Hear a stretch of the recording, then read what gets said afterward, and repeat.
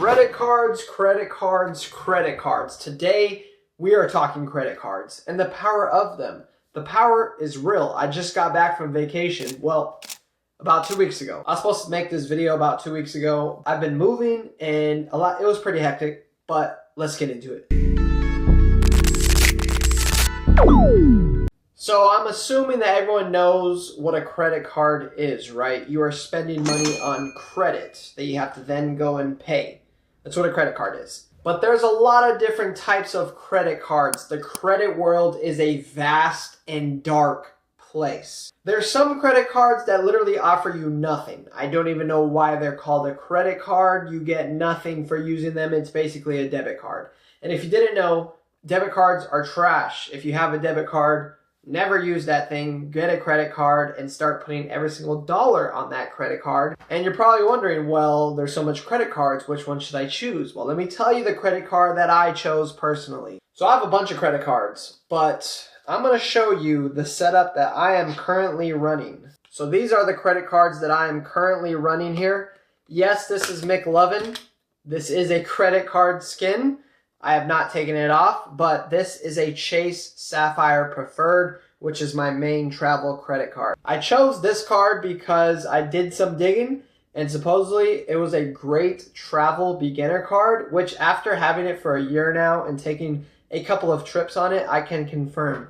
Yes, this is a wonderful travel credit card for beginners. So I got this card in May of 2024 and it's been almost a year since I've had it. And I've racked up 90,000 points. And the way I racked up these points over the past year is quite simple. I pay for stuff on it and I pay it off. That's the basic meat and potatoes of how I racked up points on this card. But I also referred the card to someone who went out and got the card with my referral link, which I also made 10,000 points on that. But majority of that was just from spending the card. And yeah, that's a good amount of points. We're going to talk about how much that points is actually worth now. All right, you guys. So as you can see right here, my 90,500 points is worth $1,131. But there's actually a better way to use these points, which we're going to go over right now. So obviously that sounds great. Over the past 10 months of using this card, I've racked up over $1,100 worth, which is great. I mean, I would never see that money using a debit card. I wouldn't rack up any dollars. And so it's awesome. But if you use the strategy that I'm going to explain in this video, you're going to be able to even get more bang for your buck. And that 90,000 points will be worth closer to $2,000 instead of $1,100. All right, you guys. So we are screen recording now. Let me walk you through this. So, yeah, so this is how much my points are worth. 90,509 points are worth a little over $1,100. There's also different ways. You can see what the equivalent is if you were to cash those points out. If you wanted it cash back, you get $905 worth, so a little less. Gift card, same. If you wanted to pay for something like on Amazon with your points, they're only worth $724. And then it looks like everything else is $905. And then if you wanted to actually book travel through Chase, your points would be worth a little over $1,100. So that's how much your points are worth. But let me show you something else, which is super cool. We're going to take 90,000 points worth $1,100 to probably, I'm going to guess off the top of my head, these points are going to be worth closer to about $2,000 right now. So if you actually transfer these points out, you can transfer it to an airline or hotel. But let me just tell you right now, after doing a lot of deep dives on this travel credit card stuff, you don't want to transfer your points to anything but Hyatt. Hyatt is going to offer you the best bang for your buck. Ignore this bonus points match from Marriott. Ignore all that. Trust me.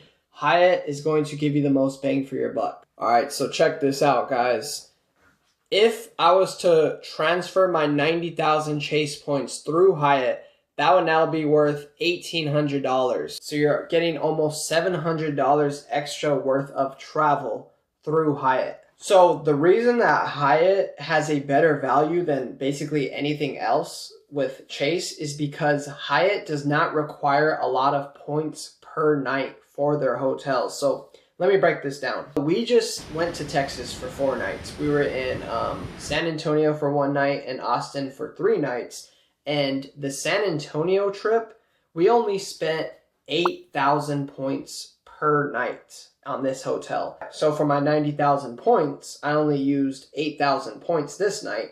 So I still had 82,000 points. And then at the Austin hotel, it was only 6,000 points per night. So 6,000 times 3 is 18,000. So for the whole trip in total, for a 5-day trip to Texas, we only used 26,000 points, which basically means the points that I've racked up over the span of 10 months, I only used a third of those points. So 10 months of using my Chase Sapphire card basically pays for 3 vacations. So if you were to look at Marriott, for instance, if you were to transfer your points to Marriott, yeah, they're matching you with a 50% bonus, but a lot of the Marriotts are 30,000 points plus per night. So you're burning through your points super fast. So for this trip to Texas, we didn't spend a dime to stay there, which is one of the main expenses when you travel. And the total amount we saved is, let me do some math here. The Austin hotel was $115 a night,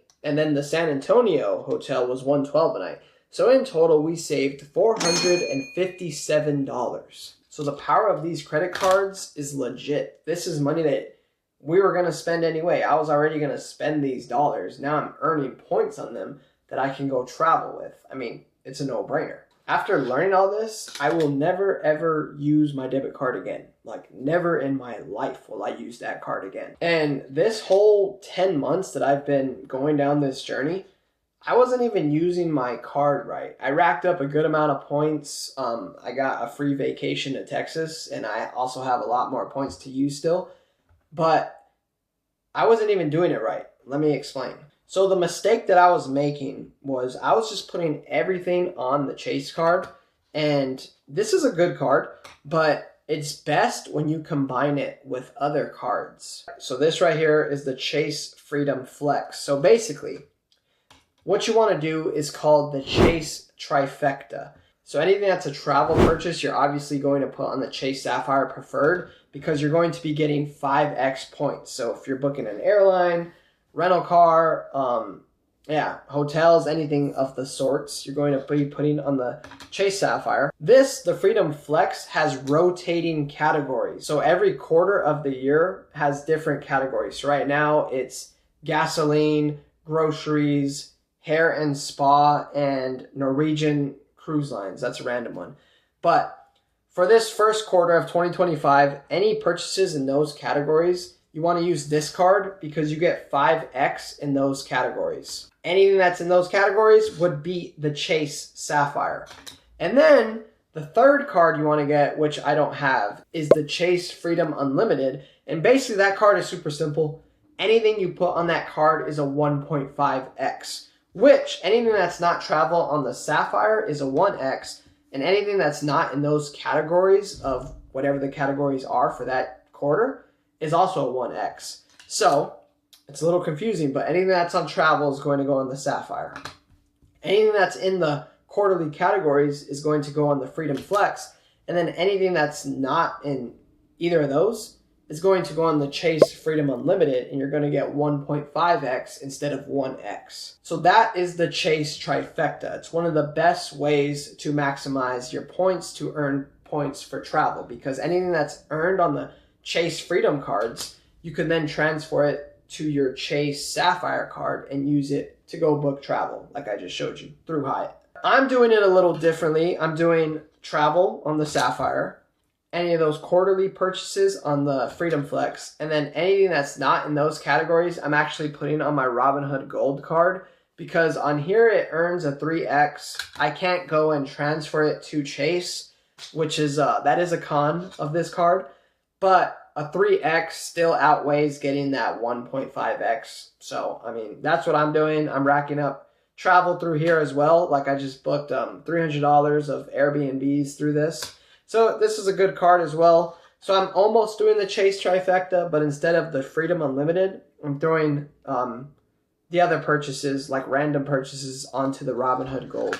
The plan moving forward is to continue doing what I just said, but the only change I'm going to make is I'm going to be upgrading from the Chase Sapphire Preferred, upgrading to the Chase Sapphire Reserve, but I want to say you need a 720 credit score, and right now I'm like at a 700, so I gotta wait a little bit for that. But I'm just gonna keep running this this three-way lineup right here. It's a good lineup. Another card I plan on getting is the Built Rewards card, which if you don't know what that is, I don't have it yet. But basically you can put rent on it. It's like a game changer. I think it's only a 1x, but I mean, still, something is better than nothing. There's no annual fee on it. So now you could actually get money back for spending money on rent. Like, that's most people's biggest purchase. Why not earn some points back? And then after that, I'm going to be done for a while. I have too much cards already. I have old cards that were trash that I signed up through like credit unions that literally earn nothing that I still have and I can't cancel because I've had the card so long it would hurt my credit score. It's stupid. And my next trip planned is actually to Canada, which I'm going to be going in 2 months. And man, the rewards on that one were crazy. I got an Airbnb there that was completely paid for with my Robinhood Gold. And then I also spent a couple nights going through Hyatt that I think it's only 5,000 points a night through there. So 10,000 points, nothing. I'm going to be getting for free. And I'm going to spend 7 days in Canada, or 7 nights, 8 days, and not going to spend a dime on my stay again. So yeah, man, the travel game is awesome. It makes travel so much easier because it's expensive right now. Without these credit cards and learning this game, I wouldn't be able to be taking these trips. It'd be a lot more tight, and it's awesome. This is money that you're already going to spend. And if you want any of these cards that I just talked about, I'm going to link them in the description. Take advantage, you guys. Go see the world. This is the best way to do it. Save that money. And thank you for watching. If you use those links, it does help the channel a lot. So I appreciate you, and I'll see you on the next one.